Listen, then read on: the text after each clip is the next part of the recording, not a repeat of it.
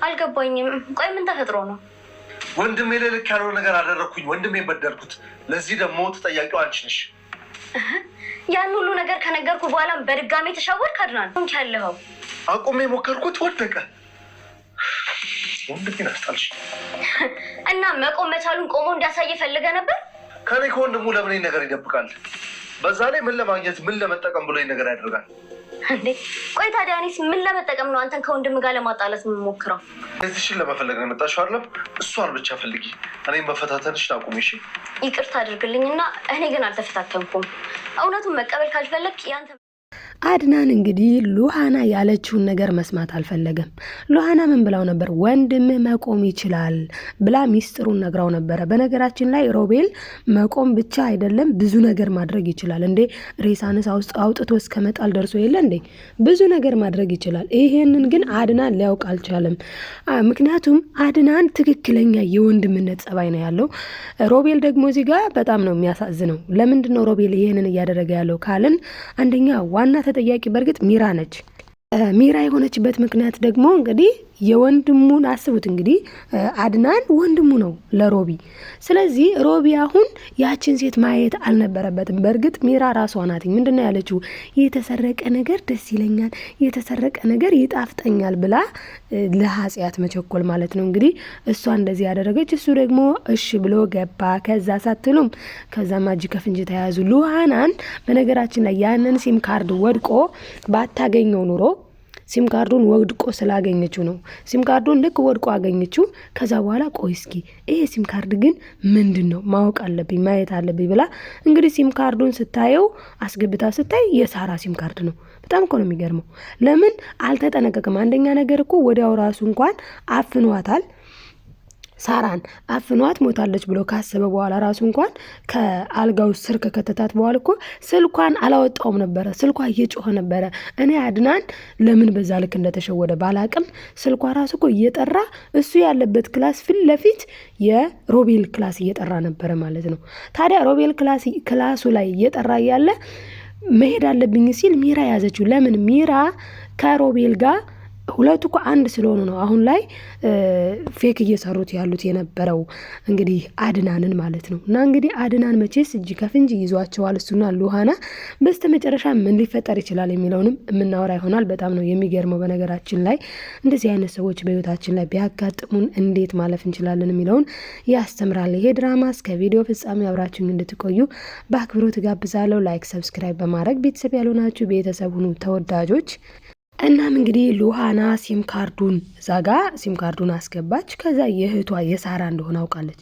በነገራችን ላይ እኔ እንደሚመስለኝ ግን በእርግጠኝነት ትክክል ነኝም ደግሞ ብዬ አስባለሁ። እናንተ ሀሳባችሁን አስቀምጡ። ሳራ አልሞተችም። ሳራ እንዳልሞተችው የሚያስታውቀው ደግሞ እንዴት ነው ካላችሁኝ የሆነ ሰዓት ላይ ሲሄዱ ሮቤልና ሚራ ማለት ነው የለም ነበረ፣ ሬሳው የለም። በዛ ላይ ደግሞ የሆነ ያፈናት ፋኔ እኮ ማለት ሰው ጸጥ የሚያደርግ አይነትም አይደለም ሲጀመር። ከዛ ውስጥ አስገባት። ከዛ ግን ወጣለች። እንዴት ነው የሚያስታውቀው መሰላችሁ? የሆነ ነገር ነው የጀገጀገችለት ያ ጨርቁ ውስጥ እንጂ እሷ የለችም እዛ ውስጥ። ለምን ካላችሁኝ ሬሳ እኮ ድርቅ ብሎ ማለት ግርር ያለ ነው ሲሸከመው ራሱ። ይሄ የሆነ ልክ የተቋጠረ እህል ነው የሚመስለው። ስለዛ አሁን ላይ ሳራ በእርግጠኝነት አለች በስተመጨረሻ እንደምትመጣ አምሪሊ እና እንግዲህ ሉሃና ግን አሁን የእህቴን መጨረሻ ሳላይ ከዚህ ቤት ቀስቀስ አልልም እያለች ነው። እኔ ገረመኝ የሮቤል ነገር በጣም ነው የሚገርመው እኮ። ምን አለ አይምሮ ላይ ስሪበት፣ በቃ ሉሃናን እንዲያባረራት ሚራ አንቺ አይምሮ ላይ የሆነ ነገር አስቀምጭበት፣ አይምሮ ላይ የሆነ ነገር እንዲያጭርበት አድርጊበት አላትኝ። እና እሷ ምን አሰበች? እንደዚህ ከሆነ በቃ ሲጀመር አለችው ሚራ ሄደችና ሄደችና ለአድናን ምን ትለዋለች? እንዴ አድናን የኔ ውድ ለምንድነው የማትሰማኝ የኔ ባል? እንዴ ሉሃና እኮ ሲጀመር ምን ያህል እርግጠኛ ነህ ራሷ ሳራ ላለመሆኗ? እንዴ ምንም እኮ የሚለያቸው ነገር የለም፣ አንድ አይነት እኮ ናቸው። ስለዚህ ራሷ ሳራም ልትሆን ትችላለች። ሲቀጥል አሁን አስበዋል ፖሊስ ጣቢያ እንሂድ የምትል ራስህን እኮ በራስህ ጊዜ ልትከስ ነው። ስለዚህ እንዴት ነው ራስህን በራስህ ለመክሰስ ፖሊስ ጣቢያ ድረስ የምትሄደው? ፖሊስ ጣቢያ መሄድ የለብህም አለች። ለምን እንደሆነ ታውቃላችሁ? ይሄን ያለችው ፖሊስ ጣቢያ ሄደ ማለት እኮ መጥተው ፖሊሶች ቤቱን ይፈትሻሉ። ቤቱን ፈተሹ ማለት ደግሞ ተዋረደች ማለት ነው። እሷና ሮቤል አንድነታቸው ሁላ ይታወቅባቸዋል። ስለዚህ ምን አለችው? አይ ፖሊስ ጣቢያ በፍጹም መሄድ የለብህም ብለው እንግዲህ ወስደው ያው ሬሳውንም የሆነ ቦታ ጥሎ መጥቷል ማለት ነው ሮቤል። እንግዲህ ሮቤል ወደዛ ማለትም ሊጥል ሲሄድ ራሱ ዌልቸሩ ላይ አልነበረም። ይህንን ደግሞ ሉሃና ሄዳ አይታለች። ሉሃና ሄዳ በጣም ደንግጣ ነበር የሄደችው። ደንግጣ ሄዳ ዌልቸሩን ስታይ ሮቤል የለም። እንዲህ ይኸው እኔ ያልኩት ነገር ትክክል ነኝ። ስለዚህ አሁን አድናንን ጠርቼ ዌልቸሩ ባዶውን እንደሆነ ሮቤል እንደሌለ ማሳወቅ አለብኝ ብላ ምን ብታደርግ ጥሩ ነው? ወደነ አድናን ክላስ ሄደች። ግን ጎበዟ ሚራ ምን አድርጋለች? ሚራን በነገራችን ላይ መጀመሪያውንም ሊጥል ከመሄዱ በፊት ሮቤል አስጠንቅቋታል። እኔ ጥዬ እስክመጣ ድረስ ክላሴ ማንም ሰው እንዳይገባ ክላስ ጠብቄ ብሏታል። ስለዚህ እሷ ምን አደረገች? ዘበኛ ሆነች ማለት ነው። ዘበኛ ሆነችና ክላሱን እየጠበቀች ከዛ በስተመጨረሻ ማን ቢመጣ ጥሩ ነው? አድናን ደግሞ ወንድሜን ካላየሁ አለ። ስለዚህ ምን አደረገች እሷ? እንዴ የኔ ውድ ባል እንደዛማ ማድረግ የለብህም በቃ ና እሱ እኮ እንዴ ረፍት ያርግተው ምናምን ብላ አባብላ ክላስ ከገባች በኋላ ጽፋለታለች። አሁኑኑ ቶሎ በል ተመለስና ዌልቸር ላይ ተቀመጥ ብለው። ለዛ ነው ሉሃና መጥታ ስትናገር በኋላ ላይ እንደ ውሸታም የሆነችው። ደስ የሚለው ነገር ግን ምን በቃ የሆነ ማለት ሰው አላምናችሁ ቢል ሰው አልሰማችሁ ቢል እውነትን ከያዛችሁ እውነት ትመነምናለች እንጂ አትበጠስም። ስለዚህ ምን አደረገ ፈጣሪ ደግሞ ረዳትና ሉሃናን አይን በአይን ማለት ነው እንግዲህ ሉሃናና አድናን ክላሳቸው ገቡ። እንግዲህ ሉሃናን የተመለሰችው ሲም ካርድ ስላገኘች ነው። በዛ ሰዓት ታዲያ መጀመሪያ ላይ ማለት ነው ዌልቸሩን ባዶውን ስታየው ደንግጣ ሲሙን ግን አስታውሳ ስለነበር አይ ቅድም ያየሁት ሲም የት ሄደ ብላ ሲሙን አንስታ ይዛው ወጣ ነበረ። ስለዚህ አድናን ከቤቴ ውጭልኝ አንቺ ውሸታ ማለት ለምን ምን ብላ ነበረ እሷ ሉሃና ማለት ነው ዌልቸሩ ባዶ ነው አለች። ዌልቸሩን ላይ አድናን ሲሄድ አለ ሮቤል። ከዛ ደነገጡ። እንዴ ምን ሆናችሁ ነው? ደንግጣችኋል? ምን ነክቷችኋል? አለ ሮቤል ማለት ነው። በዛ ሰዓት ታዲያ ምን ብትል ጥሩ ነው ሉሃና? እንዴ አሁን እኮ አልነበርክም ከየት መተህ ነው? ብቻ ብዙ ነገር ብትል ምን አለ ሮቤል? እንዴ ያመሻል እንዴ ምን ሆናችኋል? እንዴ እኔ እኮ እዚሁ ነበርኩ ብላ። እንዴ ሰው ለካ የውሸት እንደዚህ ማስመሰል ይችላል። በጣም ይገርማል በእውነቱ። እና እንግዲህ ደረቅ አይኔን ግንባር ያድርገው ብሎ ደረቀ ማለት ነው እሱ።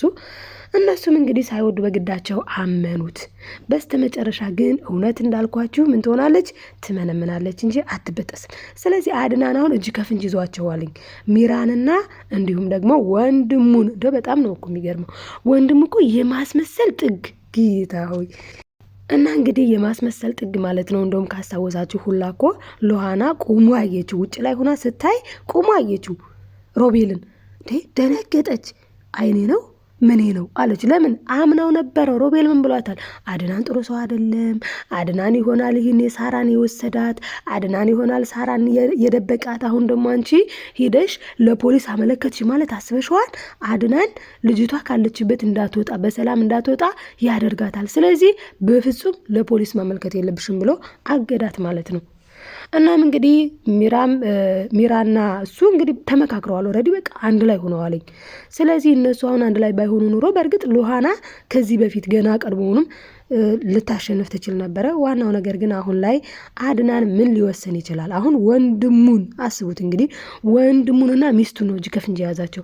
እስኪ እናንተ ምን ትላላችሁ? ሀሳባችሁን አስቀምጡ ተወዳጆች። እናም በመቀጠል እንግዲህ ሉሃና አሁንም ቢሆን ሳራ እህቴን ሳላገኝ ከዚህ ቤት ንቅንቅ አለንም ብላለች። በእርግጥ አስወጥቷት ነበረ። እኔ አንቺ ችግር አለብሽ፣ የመጣሽው እህትሽን ፍለጋ ነው። በዛ ላይ ደግሞ እንዴ ከዚህ በፊት እንኳን አንድ ቀን እንኳን ያላየንሽ፣ እኛ ተጋብተን ይህን ያህል ጊዜ ስንኖር ሳራ እኛ ጋር ነች። አንድ ቀን እንኳን ሳናይሽ አሁን ከየት መጣሽ ሳትበይ መጣሽ። እሺ ብለን ተቀበልንሽ። ደግሞ አሁን በወንድማማች መሀል ጣልን መዝራት ምን ይሉታል ይሄ ብላ እንግዲህ ሚራ እንጣጥፍ ርጣለች ማለት ነው። ታዲያ ሚራ ይሄንን የምታደርገው ስራዋን ስለምታውቅ ነው፣ እንዳይባንንባት ነው፣ እንዳይነቃባት ነው።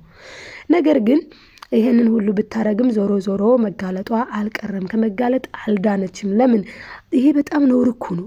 እኔ የምለው አይምሮዋ እንዴት ተቀበለው? ሰው ጓደኛውን እንኳን የባሏን ጓደኛ ጋር እንኳን ከተወሰለተ አይምሮሽ አይልም። እንግዲህ ባዳ ነው ምንም ቢሆን። ያው ጓደኛ እንደምታውቁት ነው። የሆነ ቦታ ስንሄድ የሆነ ጓደኛ እንይዛለን፣ የትናንቱ ይረሳል። ለዛ ለሚረሳው ጓደኛ እንኳን ያንጠረጥራል። እንዴት ወንድሙን በዚህ ልክ ድፍረቱን እንዴት አገኘችው? ወንድም ተብዬውስ እንዴት ነው የወንድሙን ሚስት እንደዚህ ለማድረግ ድፍረቱን ያገኘው? በጣም ነው የሚያሳፍሩት ማለት ነው። እውነት ለመናገር በጣም በነገራችን ላይ እንደዚህ አይነት እውነቶች አሉ። በእውነት እኔ አሁን በድራማ መሀል ታሪክ ላለማስገባት ነው እንጂ እንደዚህ አይነት ገጠመኞች አሉ ማለት ነው። እና በጣም የሚያሳዝን ነው። ግን እኛውን ከዚህ ምን ተማርን? ከዚህ እኔ የተማርኩትን ልንገራችሁ፣ እናንተ ደግሞ የተማራችሁትን ኮሜንት ላይ አስቀምጡልኝ አደራ። እማርበታለሁ። አሁን እናንተ የተማራችሁትን እኔ ሳነበው እኔ እማርበታለሁ። ስለዚህ እኔ ግን አይቼው ተመልክቼው ድራማውን የተማርኩትን ልንገራችሁ። እና እኔ የተማርኩት ምን መሰላችሁ? አንደኛ ነገር ሉሃና ስትሮንግ መሆኗ፣ በቃ እንደ ሉሃና በነገሮች ሁሉ በያዝነው ነገር ሁሉ ጠንካራ መሆን አለብን። በጣም ጠንካራ። አሁን እሷ እንዴ ውሸታም እየተባለች ራሷን ታምነዋለች። በቃ እኔ አልዋሸውም የቀን ጉዳይ ነው እንጂ አይንህም በአይንህ ራስህ በአይንህ ታይዋለህ ይህንን ነገር ብላለች። ማንን? ራሱ ሮቤል መቆሙን ሮቤል ቁሞ መሄዱን መቆም መቻሉን በአይነት አይዋለ ብላው ነበረ። እንግዲህ በአይኑ አየ። በአይኑ ከሚስቱ ጋር ተጣብቆ ለሰው ጊዜው ማፈሪያ። እና እኔ የተማርኩትን እንደነገርኳችሁ ምንም ነገር ብንይዝ ለዛ ነገር ጠንካራ መሆን ከሉሃና የተማርኩት። ገና ብዙ እንማርበታለን። ገና መጀመሩ ነው። ከነዚህ ከሁለቱ እንኳን እነዚህ በጣም ጸያፎች ናቸው። ምናቸውም አያስተምርም። እና ደግሞ አድናን እንደዚህ የዜና ያክል እንደ አድናን ጅል መሆንም አስፈላጊ አይደለም። አዎ በህይወታችን ላይ የዋሃን እንሁን። አውቀን እንበለጥ። እያወቅን ያ ሰው ሊበልጠን ፈልጎ በቃ እያወቅን እንተው ይብለጠን። ጅል ግን መሆን የለብንም ብዬ አስባለሁኝ። እና እኔ ትምህርት የወሰድኩት ከሉሃና ነው ውዶች። እናንተስ ቢያንስ ከሉሃና ወይ ደግሞ ከአድናን ብላችሁ መቼም በእርግጠኝነት ከሚራና ከሮቤል ምንም አይነት ትምህርት እስካሁን እንዳላገኘን እርግጥ ነው። እና ደግሞ አገኘንም ካላችሁ ኮሜንት ጻፉልኝ የኔ ውዶች። ወዳችኋለሁኝ። አብራችሁ ስለነበራችሁ ከልብ አመሰግናለሁ። ላይክ፣ ሰብስክራይብ፣ ሼር አትርሱ። መልካምነት ለራስ ነው መልሶ ይከፍላል ውዶች። እየወዳችኋለሁ። ባይ ባይ።